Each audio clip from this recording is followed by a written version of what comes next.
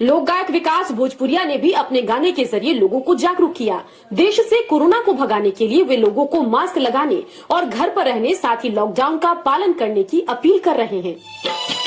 अपने समझे और सबके समझावे के होई, अपने समझे और सबके समझावे के होई, अपना भारत के कोरोना से बचावे के होई, अपना भारत के कोरोना से बचावे के होई।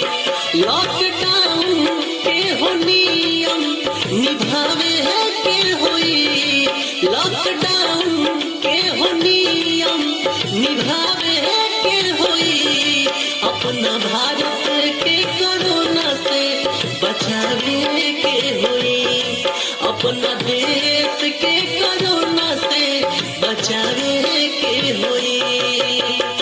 लॉकडाउन में रही, अपने सुरक्षित रही, अपना परिवार के सुरक्षित रखें। रउआ सुरक्षित बनी, सब सुरक्षित बा, पूरा देश सुरक्षित बा। इससे भैया नियम के पालन करी, हाथ के बार बार सैनिटाइज करी और लॉकडाउन में रही।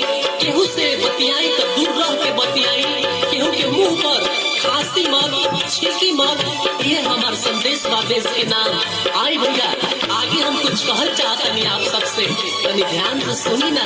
ए चाचा बेरी बेरी हाथ धोवे के आदत लगाई, घर से जब बाहर निकली मास्क लगाई। ध्यान दिए भैया, मुंह पर मास्क लगाई, हाथ धोई, सैनिटाइज करी। बेरी बेरी हाथ धोवे के आदत लगाई, घर से जब बाहर निकली मास्क लगाई। ई बीमारी के हो जड़ से मिटावे के होई, ई बीमारी के हो जड़ से मिटावे के होई, अपना देश के कोरोना से बचावे के होई, अपना भारत के कोरोना से बचावे के होई। लॉकडाउन के दौरान पति को घर में रह